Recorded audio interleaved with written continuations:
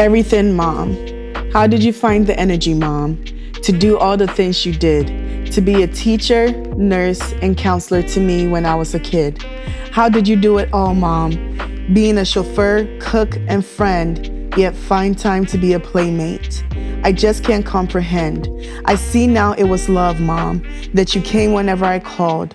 You're an inexhaustible love, Mom, and I thank you for it all.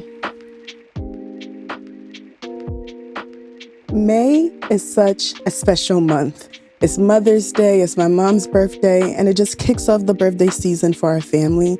But most importantly, over 20 years ago, my family and I migrated to the United States. I came to America when I was 8 and in 3rd grade. And the more I think about it, it was such a weird dynamic, right? Growing up in Ghana, my mom really instilled confidence in us. So I wasn't like your typical Ghanaian child, but at the same time, I was respectful. But during these formative years, we get transported to America. I'm growing up in a culture where it encourages individuality in a home where collectivism is encouraged. Of course, as you can imagine, it brought a lot of clashes. And, Will Smith and DJ Jazzy Jeff had it right on the money when they said, parents just don't understand. So growing up, it was a lot of silent battles, not so silent battles.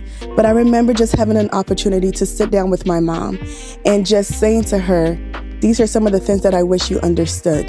And she was able to let me know, these are things that I want my daughter to know. So I hope you enjoy this conversation of things I want my daughter to know and things I want my mother to understand.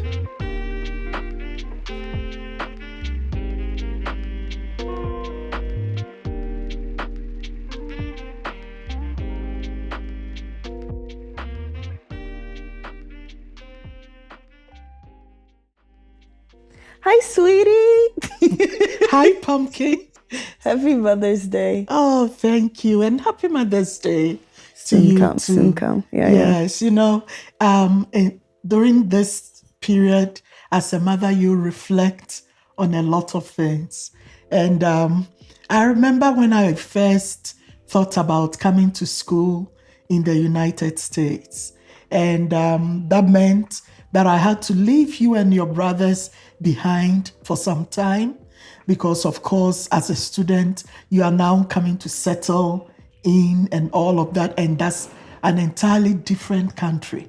It was very, very nerve-wracking for me. And sometimes I'll stay up at night. I can barely go to sleep. Particularly, I was thinking about you. Of course. Since you were the baby.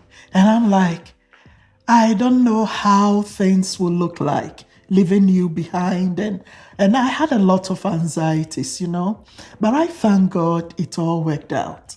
And here we are.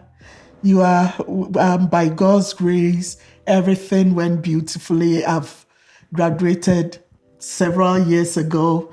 You are also done with college.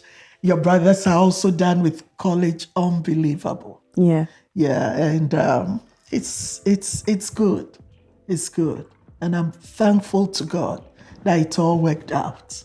Yeah, so how was your experience? Sometimes I'm curious to find out from you.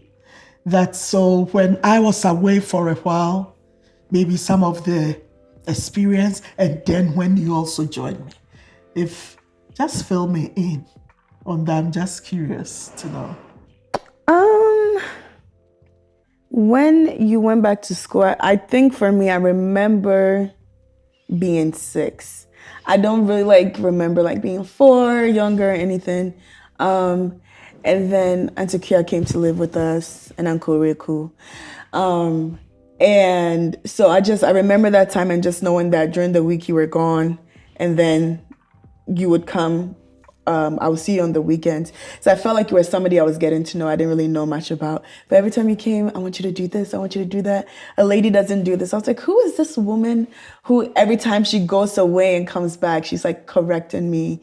But then when you guys migrated here and we were still back home, that for me, when you would call, you just kind of still felt like a stranger in a sense, I would say.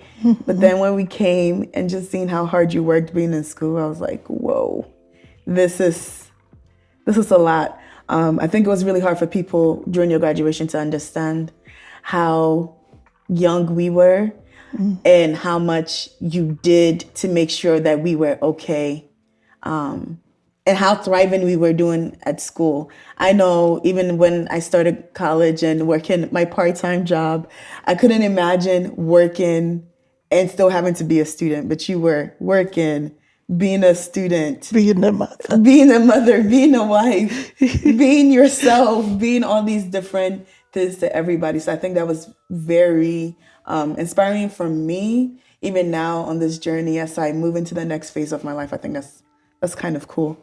It's kind of cool. Yeah, and thank you for the compliment. But sometimes I know, like you said, children don't really understand the rationale for which parents do the things they are doing. And I remember when the day you mentioned to me that, well, Mom, I felt like, just like you said, you were gone and then you come, you are gone and then you come. But what you didn't also know, that deep inside me, I'm like, I have to pay the price. I have to do all the hard work. Make sure that the opportunities that I didn't get, my children will get it. So all the hard work, the occasional going and coming, was trying to put in the work so that a better door will open to you guys, And so when you said that to me, I remember we had that conversation. I was kind of taken aback and I'm like, wow. But I also got the opportunity to explain that I was doing all of that because there were opportunities that I didn't get that I wanted you to have. For instance, like over here, if right now even you want to run your home and still do your master's, you have the option of an online university and all of that. Back home, there was nothing like that. You physically have to transport yourself to campus. And you have to make those hard choices of going and, as you said, just up and down, up and down. But, I'm glad it paid off. But was it a conversation? Did you talk to us about it? That, oh, I'm going to school, I'll be back? Because I don't remember that conversation. So it just felt like you left and then you came. The only times that maybe like William or David might be upset that you're leaving and overhearing the conversation of, Mommy has to go to school, I'll be back, what do you want when I'm coming back? Those were the moments that I remember, but I never remember us actually having a sit down and talking. I have to go to school, I have to go here, but I'll be going back and forth. You may see me some days, you may not. I don't remember us having that conversation. We actually did, but maybe because you were the youngest, you may not have remembered those times. I had to, and normally it's been my practice, as you know, that I like dealing one-on-one with you guys, my kids. I don't like bunching all of you together. So I'll take this person out or just spend the time and have that one-on-one conversation, and then I'll move on to the next person so you can have the opportunity to ask questions and things. So I did.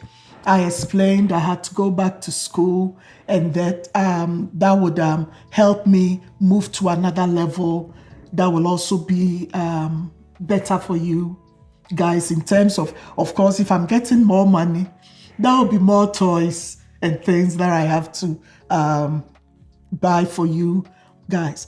But on top of that, as you mentioned from the beginning, I put in a lot of preparation. I didn't just go. I used about 1 year to prepare the home. I don't remember. Yeah, so that was when your aunt came, my sister, Aunt Gifty, and your uncle, Bro Reku. I brought them in. I brought Gifty in purposely for you. And then Oreku was also for the boys to help them because, Dad used to travel because of ministry work. So I didn't want there to be any gap. So when your auntie came, I spent 1 year teaching her the things around the house. This is how I do breakfast for dad. The children, this is how I run their lunch when they are going to school. This is how I want you to be doing this. So a lot of work went into it. But at the same time, I wouldn't also just abandon. So every week, I think it was about a 3-hour drive from my University of Cape Coast to Kumasi. But I will always drive back at the weekend, making sure that no vacuum is created. And if you remember, the first day that I was going to school, I went with all of you. Yeah. I took all of you to campus, took you to my room. This is where mommy is going to be staying. Took you around campus and all of that, just to make sure when I'm not in, you know I'm over here.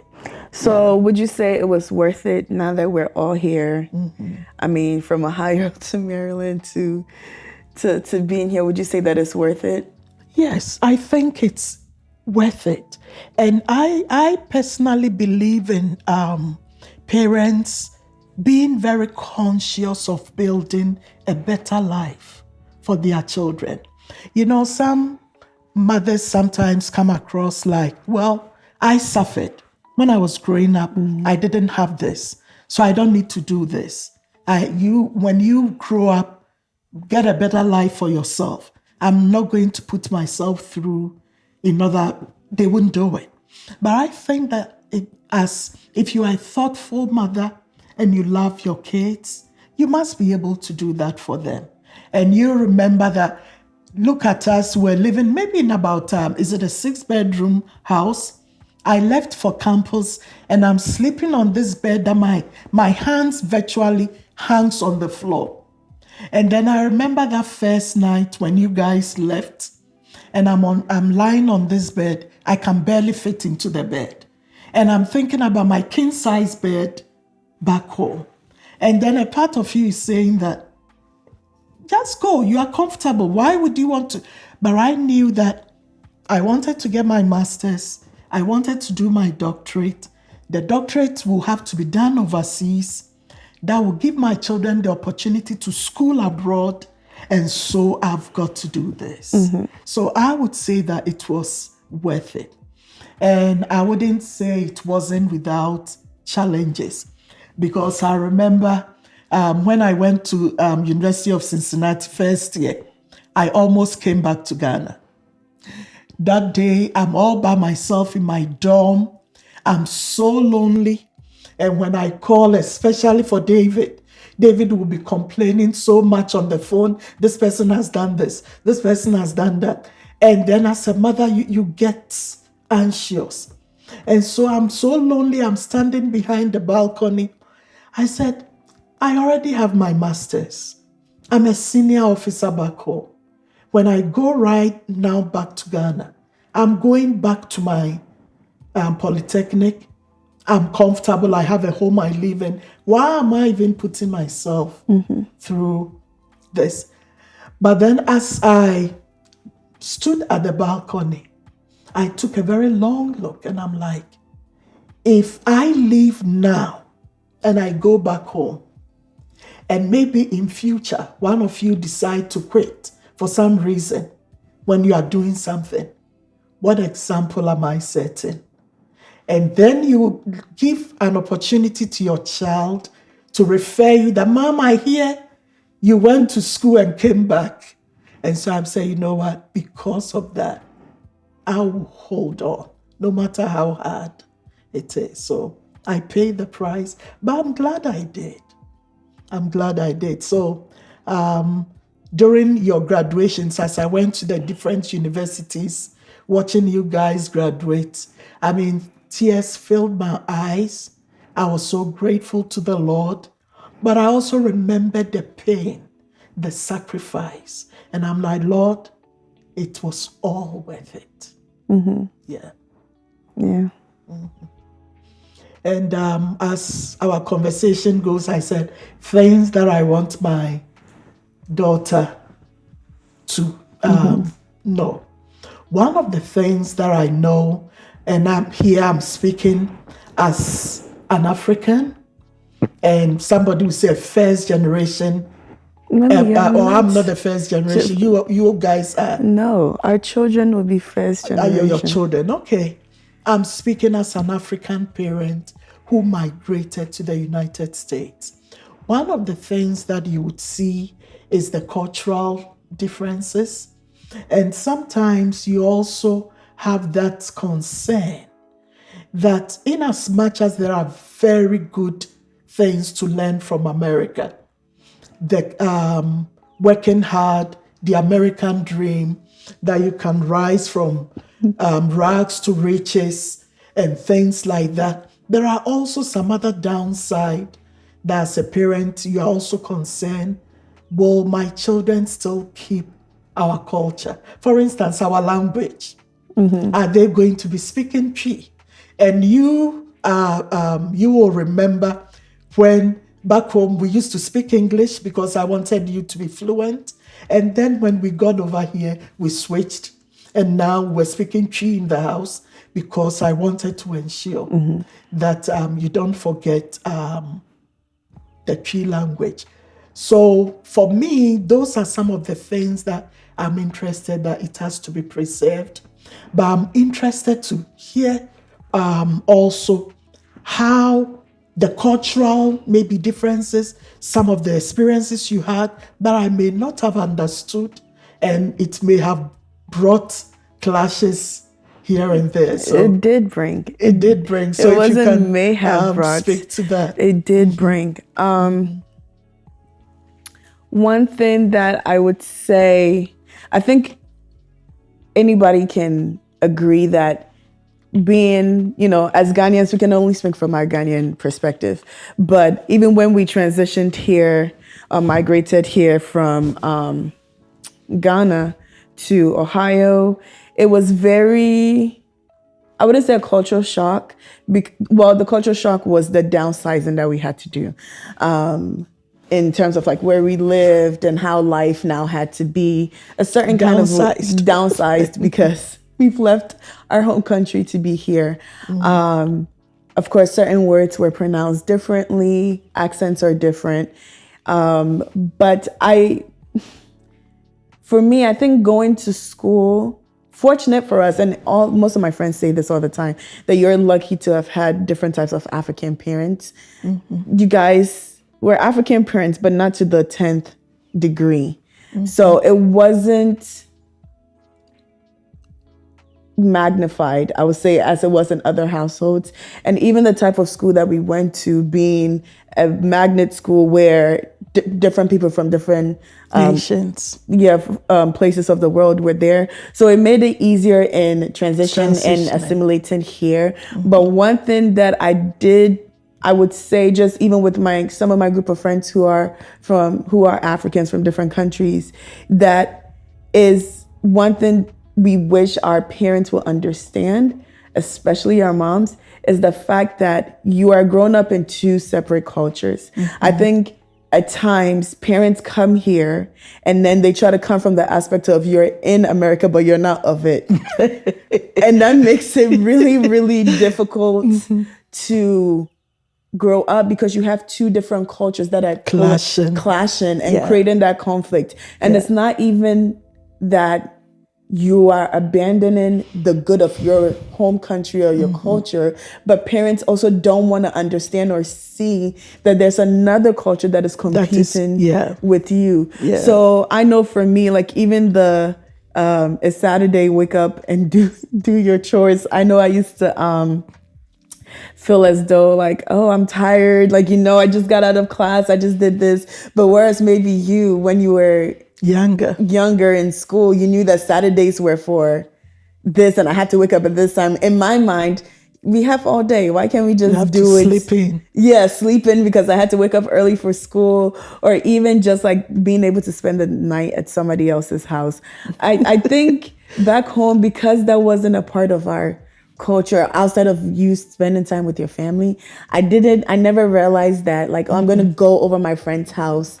I didn't understand if you're over somebody's house, even if they're not family, you're family friends, so it's like family. But when we came here, just saying like, "Oh, mommy, my friends, I've been invited to a birthday party." We don't know them. We don't know their pastors. Do they give tithes? do they like all the different hoops that I felt like I had to jump through? Of course, now that I'm older and I know the dangers of, some of the things that happen when people go certain places, you understand that. But clashes for me were just even the adults, calling adults aunties and uncles. Everyone is your auntie and your Everyone uncle. is your auntie and your uncle. But then here, your teacher's like, you could just call me Shirley, or you could just, and again, just understanding those differences. Even now at work, like some of my coworkers, like, oh, hey, Miss Jess, or just kind of breaking out of that habit of doing that. But I think one thing that I wish growing up was more, I was more vocal about, was just expressing that just because it looks different doesn't mean I'm being disrespectful. Yeah, and I think I get that, and what brought it all home for me was that day when I had noticed you were so quiet and withdrawn, and then I'm concerned. I'm like, "What's wrong? Why you look unhappy? What's wrong?" And as I kept pressing, you will look at me and then you will look away. And then so I had to assure, I said, don't worry, whatever it is, let me know. I will not do anything to you. Just let me know. And then you look me in the eye and you're like, it's you. I said, what? It's me? What have I done? So, well, you've been yelling at me. You've been doing this. You've been doing that. And I don't really like it. Like you said, Saturdays, you want me to wake up early to join you at the kitchen. And it's like, Mom, you've been so hard on me. So I have even thought about running away from the house. My eyes got big. And that time you were about 8, 9, thinking about running away. Oh my God. And like for me as a parent, you have come, relocated to a different country with big dreams. That's what our children don't know. And I want them to know that every parent who travels abroad has very, very big dreams for the children. The things that I wasn't able to do, you must be able to do it, and even more. If maybe I was able to drive when I was about 30, you must be able to drive half that age, 16 for that matter. And so you are thinking, I'm doing all these things to make sure my daughter is kept in check. She's on top of things. And now it's like you are now the problem. But it's not that. I think now being older, looking back, it seems as though you refuse to see that the obstacles that you faced back home is gonna look different here. At times it comes across like, yes, you have big dreams for this person, and I want you to do this, and I want you to be able to stand on your own. And I had all these obstacles in my way, and I still made it through. So you must be able to. You must be able to pull through. But I think we also, at times, it feels like parents fail to understand that there are also obstacles even here, even though it's a better opportunity. There's still obstacles, and maybe those obstacles might be completely different from what you've experienced because the cultures are different. And I guess maybe you can you give some examples of those obstacles? I mean, it makes it sound like you're whining because just come on, be yourself. I'm very interested because there are things you want me to understand, right? So you just put it out and let me understand. Trying to understand. So high school, took honor classes, AP classes. You stay after school. You stay after school, you are getting help, you're doing all these different clubs and things, and then you come home and your mom's like, I want you to come and do this in the kitchen. I remember you used to tell me, but when you get married, you're going to have to balance all of that. And I'm not saying that it doesn't happen. But it's like, well, right now I'm not married, and right now I really need to like pass this class, and right now I need to really focus on this assignment. But you tell me, when I was your age, I used to go to the market, I used to go buy the things when I close from school, and then I come cook for my mom and my brothers. Like, yeah, that's cool and great and all, but were you taking AP classes? Yeah, I was. Mommy, please. Were you taking honor classes? Was it AP? Like, so that's what I'm saying. It comes off like you're making excuses for yourself, but it's like in that moment, I don't care what you had to go through. Yeah, and that's what, that's the interesting aspect. Because what you also have to understand, and I remember my high school days, we went to school the whole day.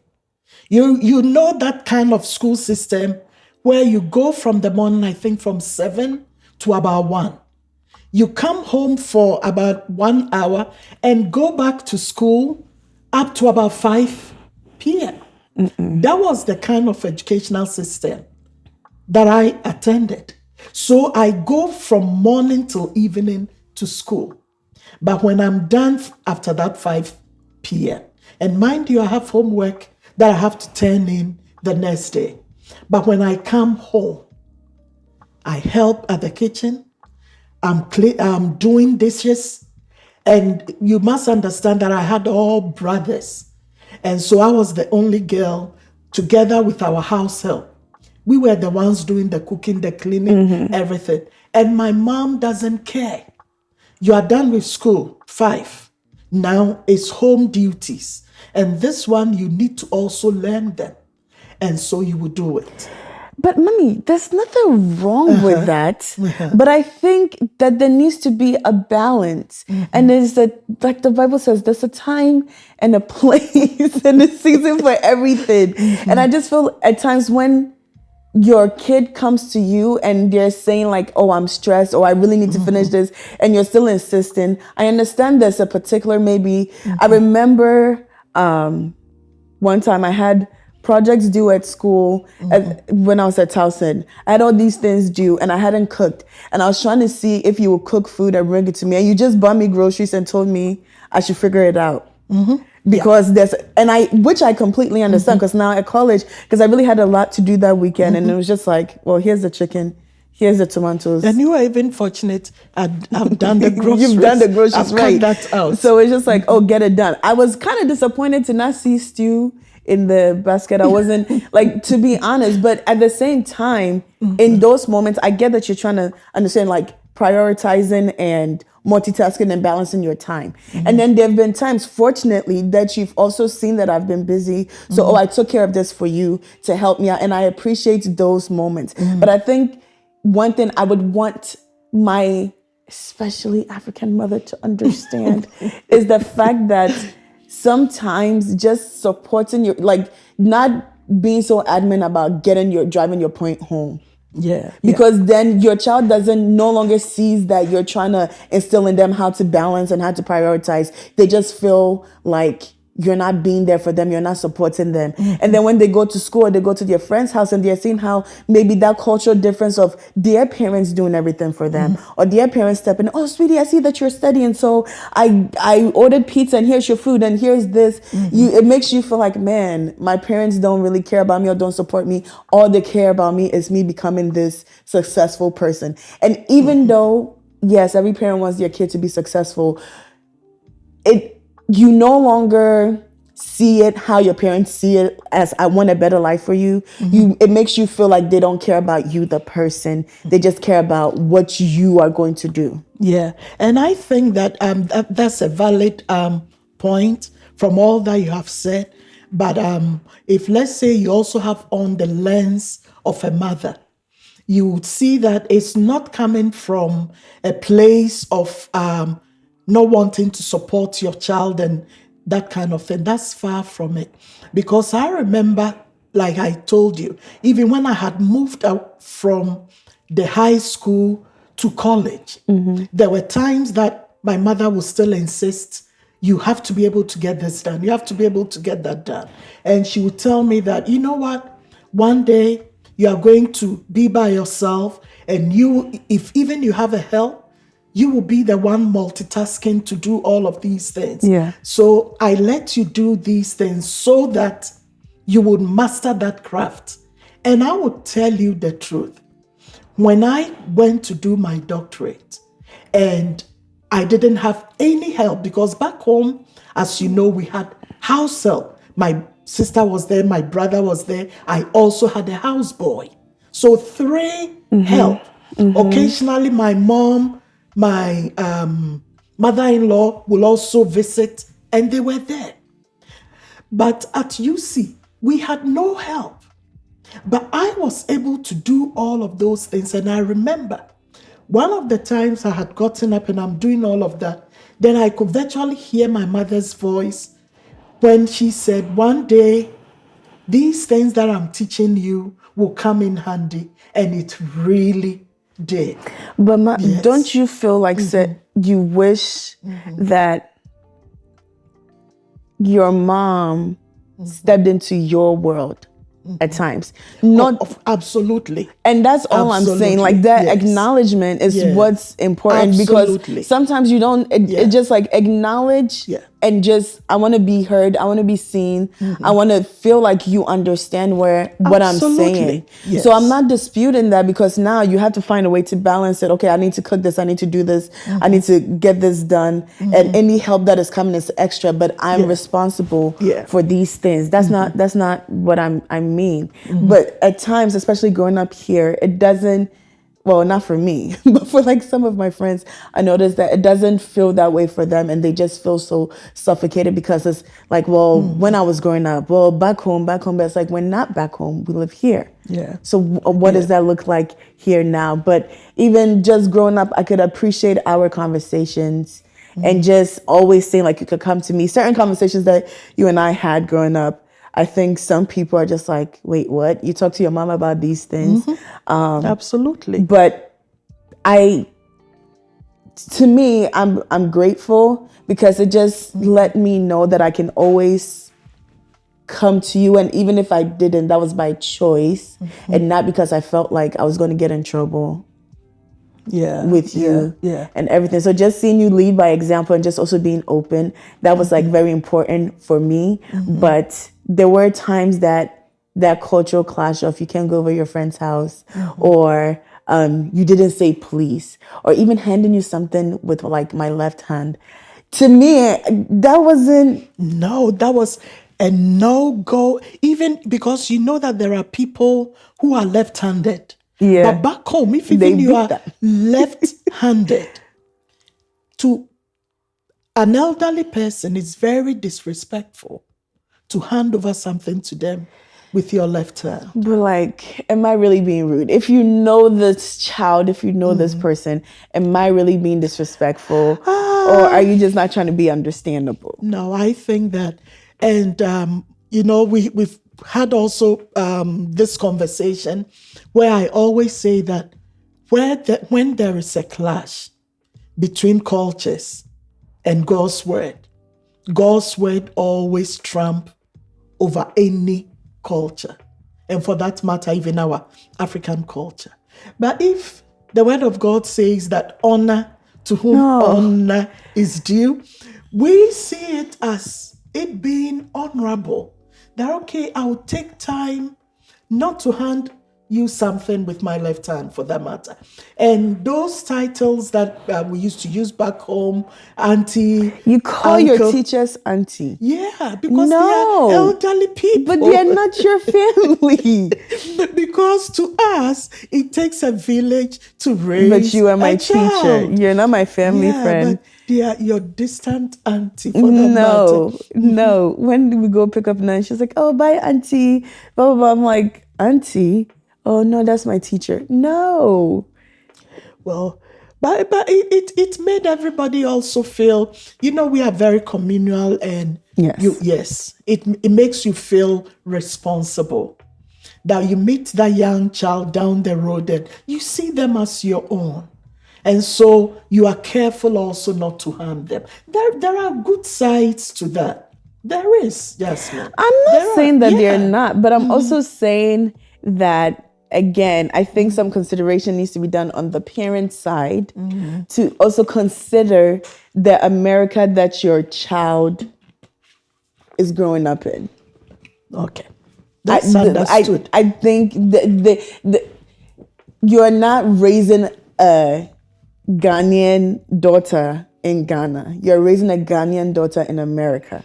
So that becomes A Ghanaian Okay. American-ish, right? And so to just, back home. Okay, Or well, an American Ghanaian. no, Ghanaian America, please. Okay. But to now be here and just act like they're also not going to be affected by the world around them, I think that's not fair. Because even like some African persons say, I don't want you to date. Even Daddy said this. There's no dating until your third year of college, and then you graduate, and then you're like, where's your husband? But here you have kids who are like dating, and oh yeah, he goes on vacation with our family. Of course, there are some things that to me that those are like personal decisions, and like you said, Bible trumps culture and all of that. So there are certain things that I don't agree with, and it's not even necessarily like, oh, my Ghanaian culture or my American side culture is what the scripture says. But I remember telling you when I had a crush. And I don't even know, you've always raised us up to have like confidence and to be bold and all of that, but I don't even know the conversation of like dating and how that came so naturally for me to be able to tell you that. And later when you were telling me, you were talking to Daddy about it and how it was just like a crush. What does she mean by a crush?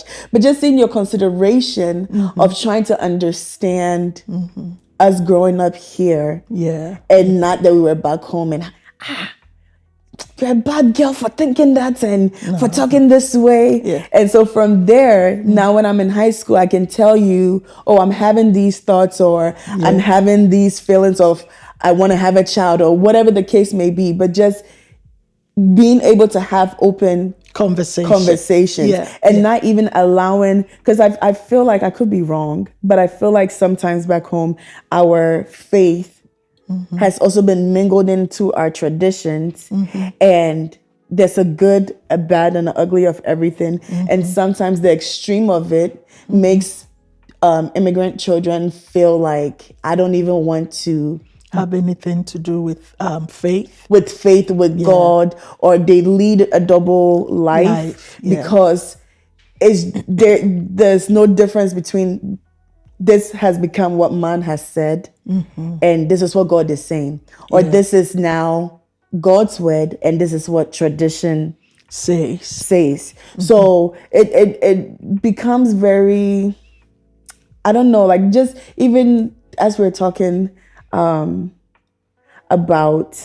again, cultural differences. I think that's one big thing that sometimes when I talk to certain people and we have certain conversations, I realize that they haven't, especially Africans, distinguished what has been God's word and tradition and how we have mingled the two. And that's a very valid concern and a point. And I believe that every family have their values. You must have your family values, what you believe in, what you hold dear, and make sure that you instill those values in the children. I would speak for myself that, and I've done the same thing, because growing up as a child, one of the things that my mom really valued is the love of people, that you must value human beings. And it's like all the monies that we are seeking to get and all of that, if there are no human beings, you will get all the money and still feel miserable. And then she also taught me the value of being a giving person, showing compassion and being generous. And she would say things like, well, I was very poor before God blessed me. And I know that being poor is a very miserable place to be. So if you see somebody in need, help them out. And also taught one thing that was very big at home is being respectful. So like for us, if let's say you and your siblings, those who are ahead of you, you call them brother Jenny or sister Yeah, this no. or that, you can never mention their names, William, David. So it was a kind of a cultural thing for me to see. I remember I told you this story about that little boy who was about 4 years old who called me Evelyn. And I looked at him, this little tiny thing, calling me an Evelyn. I'm like, how dare you call me Evelyn? But that's their culture for you. You Yeah, understand? yeah. And so those are some of the values that I believe that the values of a family must not be set aside. It's Right. very important. And so when those are values for your family and your parent or your mother is insisting, I need you to pass also these things on. I don't think they are things that you must frown upon.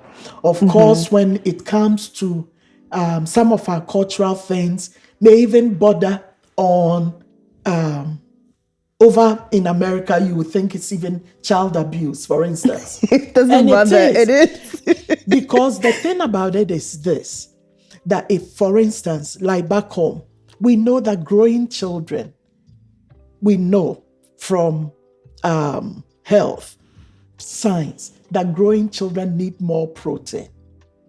But it is very interesting that back home, it was rather the grown-ups who were eating a lot of the meat, and then they will give you your food and tell you, go eat. When you are done, come for meat. And then when you come, they give you this little meat. It means you've been very good, so get this.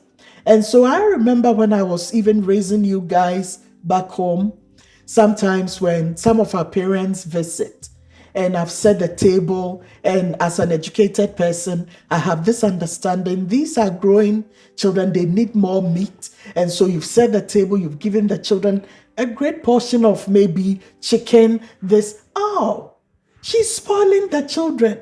How can you give these little children this big, big, big meat? And you are trying to explain it's for their health. It's no, no, no, no. You are teaching them very bad manners.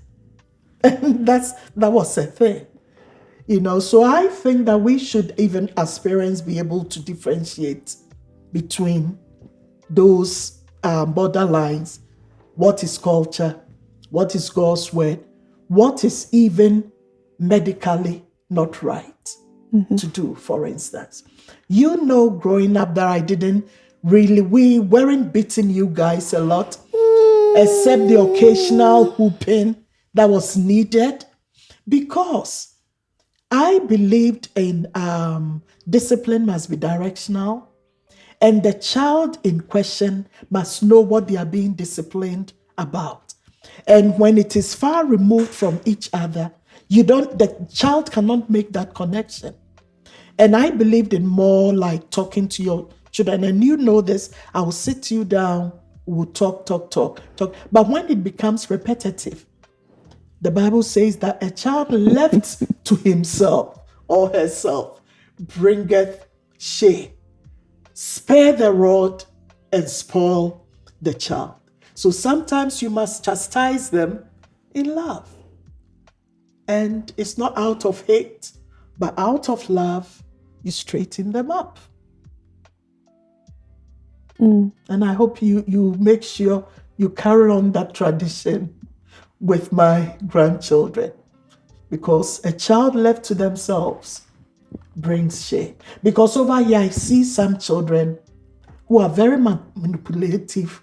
They are the ones controlling Of course. the children. And like I said, they're good. Very disrespectful. And it's like the parents are tiptoeing around them. That is wrong. That I would not buy into that. Yeah. So what is one thing you want me to know about dating? One thing I want you to know about dating, I want you to know that make sure that even before you agree to, first and foremost, don't date strangers. But how are you supposed to I will date? explain. It's a progression. First and foremost, as I always say, have a lot of healthy friendships. You can't be friends with boys. No, you can have a healthy friends Ma. at this age. I'm not talking That's what I'm saying. because you are not dating when you are 6. You don't know that. Okay. But my family value, you are not dating at 6. So have healthy friendships, both male and female. And as it's out of those pool of friendships that sometimes some of these things progress. So in the first place, you have a little, a faint idea about that person.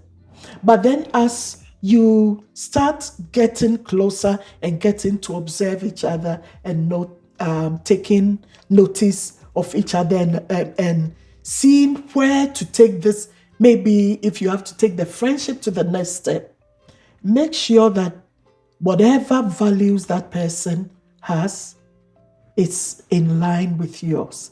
Because two cannot work together except they agree. So initially, there are some people, as we've talked about, that they believe that even whilst they are dating, they have to, sex is a test drive that they also have to explore and all of that. And if that is not your value, you shouldn't even continue trying to explore that relationship. And So back home, from the stories you've even sharing your own, hearing some other people, you guys, when you meet somebody that you like, you propose to them and say, I want to get to know you because I want to marry you. But over here, even the way that we propose, remember when I was telling you about the one girl who just got engaged, and you're like, oh, but she's wearing her engagement ring. And I'm like, yes, that's what they do here. But I'm saying that to say that, again, culturally, things are different, right? And in the sense that here, when you meet, yes, you get to the stage where you're like dating to marriage. That's understood. And the way you approach it is differently. And everybody, there's no one size fits all, even here or anything. But one thing that I would say there's a difference in is how people date here and back home. And I wish that sometimes you guys would have understood, because you're saying, oh, you can't have being friends with boys when you're younger. But the way certain things happen here, even in high school, people hanging out. Yeah. And maybe if I haven't made myself clear, back home, it was the same way. You don't just randomly, somebody meets you and it's like, oh, I'm interested in you, I want to marry you, then you are dating. No. But how long was it? How long was it? It can be as long as possible. I had guy friends. Don't get me wrong. And I used to tell you that all the time. Mommy, but I'm saying that sometimes those guy friends start in high school. And that's, if you know what you are, of course, okay. When you told me that you had that crush, and that was in where? Second grade, third grade. Third grade. Did I discourage you from being a friend to him? No. I recognized the environment that you were growing in. And so I said, wow, tell me more about this guy. And I remember, I don't know if you showed me his picture. I can't. Maybe in the yearbook. In the yearbook. I said, oh, he's so handsome. Wow. And I was pepping you up that way. But what I told you was this, that at this stage, be very good friends, but make sure that you and him don't seclude yourself into private places. You remember I said that? I said, hang around him among your friends. You can talk together, be nice, but don't do any naughty stuff. And the naughty things will come in if you guys start secluding yourselves separately and getting into corners where nobody is. And I told you that. I couldn't go deep, but I had to just say that. And I said, okay. And I think he was also a friend of your brother. No, he wasn't. Yeah, but I said, hang around the playground, Stay where the other people are, but don't venture into private places. And I said that. And then occasionally, I want to know where things are heading to. So how is your friend? So, mom, he's fine. And then behind the scenes, I'm like, oh wow, I could never tell my mother any such thing, because then he would think that time you are too young even to say such things. But I also recognize that I'm in a different culture and all of that. So I have to make room for some of these things. And I did. But that's because you thought I was in elementary school and you thought that this cannot be as serious as they're making it seem. But in high school, there are certain relationships I didn't tell you about. Why didn't you? Because you just said they weren't strangers. I didn't meet, well, obviously everybody's a stranger until you get to know them. But like, can't really,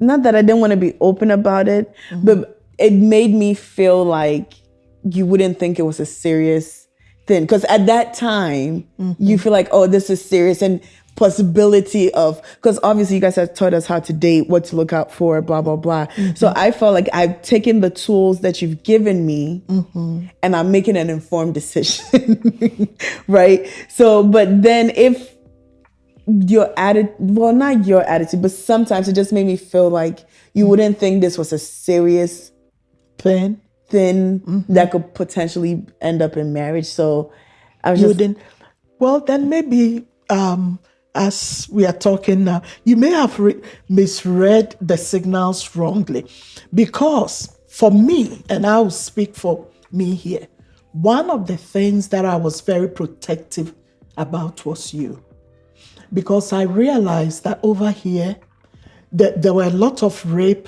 going on. There were young girls especially getting missing and things like that. And I remember you had asked me this question: why do you allow my brothers to freely go out with their friends and everything? But it's like, when it comes to me, you are vetting every friend. Yeah, I didn't get to do anything. Yes, that I have to hang out with. And my answer to you was that, have you ever seen in the newspapers any boy go missing? Yes. You remember I said that? Yes, and they were going missing. And if they were missing, most of them were elderly folks. They weren't. That they had wanted. Mommy, it happens. No, it happens to everyone. I remember I told you when we went to Safeway. You remember they had on, have you seen these girls or something? They had a notice board with pictures. And I don't know if you remember, I asked you, look at all these pictures. How many boys? And there was no young boy among it. It was doesn't all mean it teens. doesn't happen. Yeah, okay, but they were all teens. So I said, Jasmine, you know what? It's because of these things. That's why I restrict you in some things. But tell me what you said after several years when we went to the mall and you saw some things at the mall. Tell me what you said when you saw that. I don't know what you're talking You about. don't know. I will remind you. I don't know. That was at Columbia Mall. I plead the fifth. You plead the fifth? Oh, okay. You plead the fifth. Okay, so then we won't go that area. What did I say? No, you have plead the fifth. I wanted you to say it in your own words. There were a group of young women and a group of young men, high schoolers, who I know maybe they may have told their parents they are going to the mall, and they were hanging, and then they were touchy, kissy, and things in the mall. And then you are like, you turned and you looked at them and you said, is that what they are doing? My children are not going to go to the mall. They are not going to go here. And I'm like, oh, look who is saying this. You know. So then I got the opportunity to say, you see, so you Mommy. It wasn't that I understood they're trying to protect, but I also felt like you guys, at times, for the most part, especially with me, did not try to even meet me halfway. The only time that you did was when we were in Cincinnati, and I was invited to that sleepover, and you said, okay, so have your friends come here instead. Yeah, And I felt like a lot of things in high school I didn't have a chance to participate in, or now I have to lie about it because you're not going to let me go. Right. And so even in the like, okay, one of Shakira, her mom came to the house. I remember. You met her. Yeah. She said, she reassured you that, yeah, she's going to be at the mall with us. She may not be directly next to us, but she'll be there, and she will see where we are and blah, blah, blah. And what she did, it wasn't a lie. We went to the mall. Even though we were working by ourselves, we were doing everything else by ourselves. At every point in time, she was at a distance. She was at a distance and she could see us. Yeah. But it felt, even though it wasn't like my other friends who got to just go to the mall and do what they wanted to do, it felt like there was a compromise. But it was a no, and then you're home, and then nothing else. So then now it's your senior year, you're getting ready to go to college, and then it's like, oh, we're going to give you certain like prom. I was actually really surprised that I didn't come home till 5 a.m. and you guys didn't call me. It was just let us know where Mommy, we're like 4 weeks left before I go to school, where you can't like keep an eye on me there. You get what I'm saying? So if I'm not a good kid, then you're just going to abuse it. If I'm not a independent kid who is, I know what I want, confident in my decisions and everything, then you can be easily influenced and swayed because you weren't given those opportunities outside of your family members. Okay. So with your experience, what will you tell the mothers out there? I would say trust your kids. Trust your kids that you've taught them a lot. You've given them the tools. Now give them an opportunity to use those tools. Okay. And test them out. Of course, it's up to that child to not abuse their parents' trust in them, their parents giving them that space for them to grow. But if you never give them a chance to, oh, now you can cook your own food. Now you can dress yourself. Now you can get yourself ready to go out, choose your own clothes and doing all those different things. I can trust you to, and you might feel like it's nothing, but that gives a child a sense of independence. You have to give them space to utilize the tools that you've given them. Because if you don't, then you're not able to correct them when they use it wrong, when they make the wrong decision, when they don't apply it the right way. I told you there have been times that I went out with my friends, even though I lied to you guys about our whereabouts, but in my heart of hearts, because teaching us how to listen to the Holy Spirit and how to pray and how to follow your heart and all the things that are going on. So we can be in places, and my friends will say, if Jasmine doesn't feel right, we have to go because she prays. Even though it wasn't a perfect relationship, I understood in the back of my mind, like the importance of spending time with God so you can hear his voice, so you can know that he will speak to you in situations. There was never a time that I felt like, oh, I can't call mommy because I'm going to get in trouble. That was always at the back of my mind. Oh, even if you get pregnant, don't have an abortion, come talk to me. If you feel like you're struggling with this, come do this. We had those conversations. And I mean, I thank God that I never had to go through that. But I'm saying that even with other friends and other people, I was able to advise them and say certain things, because even though that wasn't my experience, I knew what to say, I knew what to do. But even when I went off to school, being in college, being in all of that, you find yourself in certain situations and you know what's right and what's wrong. Absolutely. You might still choose to do the wrong thing, but you know what to do. And when you see other people, like, okay, let's call it, this is too far, let's go. But I feel like sometimes some parents don't give that. So now your kid is literally lying to you. Whereas if you just gave them a chance to show you what they would do, you can actually guide them into the right place. And I guess I want to ask this question. In this, when it comes to the mall question, for instance, that your child wants to be by themselves with their friends, going to the mall. And then you have all this also parental anxiety of the possibility of kidnapping and Yes. all of that. What do you say you think? And I hear you that we have to trust our kids with the tools that we have given them and give them the opportunity to try it out and all of that. But what do you think parents can do to also ease their anxiety? Because I would tell you, we also get anxious. I mean, I'm not a parent yet, but I think, Or what the compromise would do. We should come and be in the wings. I think away Shakira's somewhere. mom, Yeah. like that was one of the best days that I had. Because Shakira and I had been friends at school, but we never hung out at school. And I know for me, that really made it really hard making friends because I was friends with them at school. But a lot of those forged relationships happened outside of school. And I was never allowed to be at any of those places unless I lie and I sneak out. Right?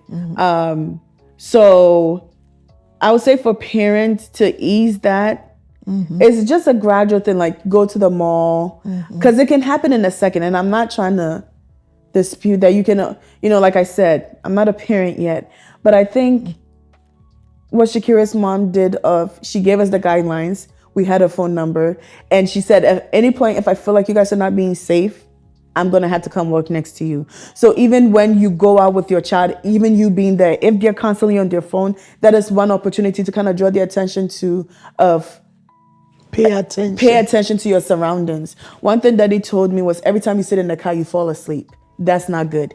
Even though we're your family, don't form that habit of sleeping in the car or falling asleep, regardless of if you trust the people. You never know what has happened. You never know. So don't fall asleep. And that was something that stuck with me. So I try as much as possible, unless it's a long distance trip, but to sit in the car and instantly just fall asleep. People can harm you, but like when you're with them, teaching them, like seeing what they would do and correcting it so that you can trust that outside of your presence, they're already building those habits. But that also brings to mind, you were talking about your friend who the mom had to go with you guys.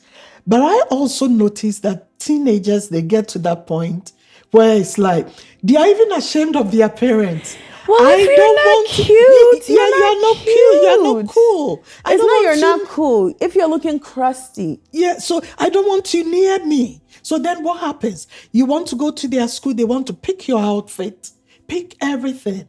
And so how do I even say, I want to go with them all when you're going to be saying, no, I don't want even my friend to see you near me? So it's one thing that, adolescents get to a stage where the opinions of their friends are important. To them. It reigns supreme. It reigns. You can tell them everything. They feel invisible. Nothing can happen to me. I won't get hurt. And their opinion of their peers and their friends matters to them. So if my friend thinks my mom is cool, then my mom is cool. So my mom has to look the part. And it sounds silly, but unless you've raised like a teenager who is free thinking, independent thinking, and it's just like, I don't care, I just want to be by myself or whatever. If they're at that stage where it's either going to hold a really high magnitude or a low one. Okay. So if my friends think you're cool, then you're cool. But if my friends don't think you're cool, then mom, you definitely cannot come. I know you're my mother, but I love you. Or dad, you can't be there. So you can't look crusty because my friends are going to think you're crusty. Now they're going to make fun of you. I can't defend you because like I really want their opinion, and you're embarrassing me because now they think I'm not cool because my mom's not cool. So what do you think the moms must do? Be cool. Be up on the latest fashion. Be yourself. Look the part. No, you have to be cool. The reason why my friends, I can come home and my friends are already talking to you or saying I need to reach out to your mom. Can I have your mom's phone number? It's not only because of the advice that you give them, but they feel like you're relatable and they can have certain conversations with you. With me. Okay. Because I'm like, oh yeah, I talked about this with my mom. You had a conversation with your mom about sex? Even when you talk about sex in front of your mom? Yes, because She doesn't want me to go research it and have my own idea. I can tell my mom, even if it's happened afterwards, like, this is happening in class. This person did this. I'm thinking about this. I feel this way, and not feel like I'm going to get beat or it's going to be used against me in the end. And I think that's where the thing is. So even if your child makes a mistake, and even in all of this, again, there were things that I didn't tell you guys. There were still things that I'm going to sneak out the house, or I'm going to do this. And I'm not saying it makes it right, but then when things will go bad, even in those moments, I'm like, okay, I don't feel right in my gut, or let me call and I'll just deal with being yelled at rather than to keep going and go missing. So parents need to, again, understand where your child is, and then so you are able to relate to them what you want them to know. Okay. And I think that you've given me a lot to think about. I wish I had heard some of these things sooner. And I think I'll use that with my grandkids.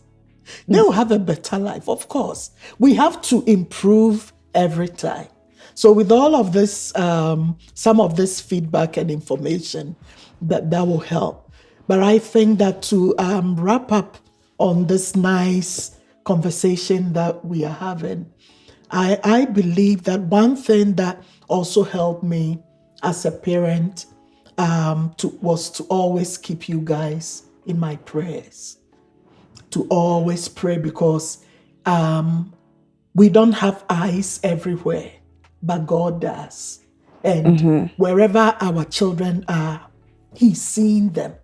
And if you keep your spirit alive, sometimes if they are in danger, you remember that day that I don't know if you had gotten into an accident or something, and I'm there and it keeps coming, call Jasmine, very frequent. So I called.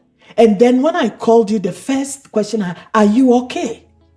And you were there with your friends also. And so your friend remarked and said, did your mother know something has happened? Because her first question to you was, are you okay? Yeah. You remember that evening? Yeah. Yes. And it was because it was coming into my heart. So instantly I called you. And then the other time too, that I was far away in Germany, the same thing. But again, I couldn't tell you about the heartbreak because I thought I was going to get in trouble. Yeah.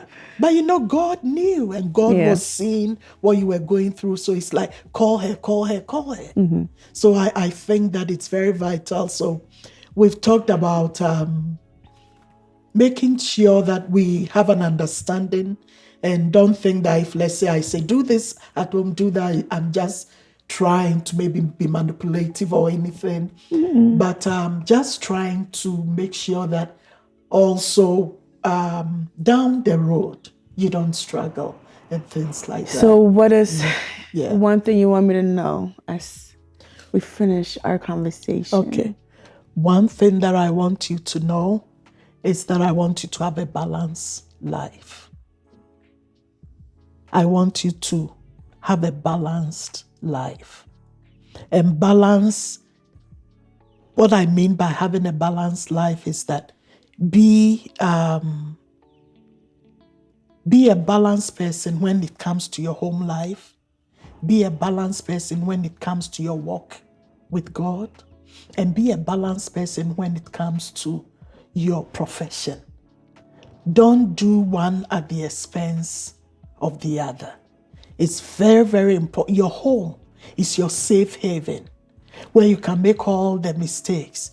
You can be vulnerable. Tell me anything you want to know. So if there are mistakes that are made, it can be corrected. And then your faith is also vital to ground you and give you the fortitude to endure all the things that come against that. Because if you have someone, the Lord God that you are looking, He said, my help comes from the Lord. It's very, very important. That gives you hope. It gives you that stability in life. And you must forge ahead in your profession. So you are not struggling. And like you said, sometimes even to forge ahead in your profession, there are sacrifices And that's what you saw me do. It wasn't a kind of a selfish ambition. That was far from it. That was far from it. The core of that was to attain the skills to be able to be of service and excel. So have a balanced life. That's what having a balance hinges on the three things: a home life, your spiritual life, your professional life. And home life also entails your friendships, your vacations, everything. We've talked a lot, so I'll leave it as that. And please do me a favor by handing the values over onto my grandchildren, and I'll keep my promise. I always say that I'll do a whole book on things I want my grandchildren to know. If it's not an audio book, they will not be reading it. I will do that. You don't need to worry. And I'll also do another of all our dishes that they shouldn't forget, with all the recipes, because I don't want you to lose that as well. They have to grow, like now I know they are growing on dual cultures. So they must eat jollof, they must eat some hamburgers as well, and they must know how to fix both. So that's what I want you to know. What I want my mom to understand is I have seen you in your good, you're bad, and you're ugly. Yeah. And my annoying, you tell me all the time. All the time. And I have also forged and formed my opinions and my stance. And I want you to understand that I've seen what has made you really strong, and I've walked away with that. And I've seen what has made you stressed, and I refuse to embrace that. And so to understand that in as much as you want me to be, I also want myself to be. And I'm trying to figure it out. So to continue to give me space to figure it out and not feel like I'm kicking against traditions or you as a person, and that I'm trying to disrespect you, I don't respect you. I've seen you take that forge. So because even with grandma defined a lot of roles and things that other people would say a woman doesn't do, an African woman doesn't do. And she's just always played this boss role. And I see that in you. And I know you instilled that in me as well. But then sometimes we have a few things that we clash on. And so to understand that you have given me a lot. So just allow me to be to continue to use them. I hear you. So happy Mother's Day. Happy Mother's Day. Love you, daughter. All right, sis. Really love you. Love you. Found it. No. Yep. All right. Goodbye.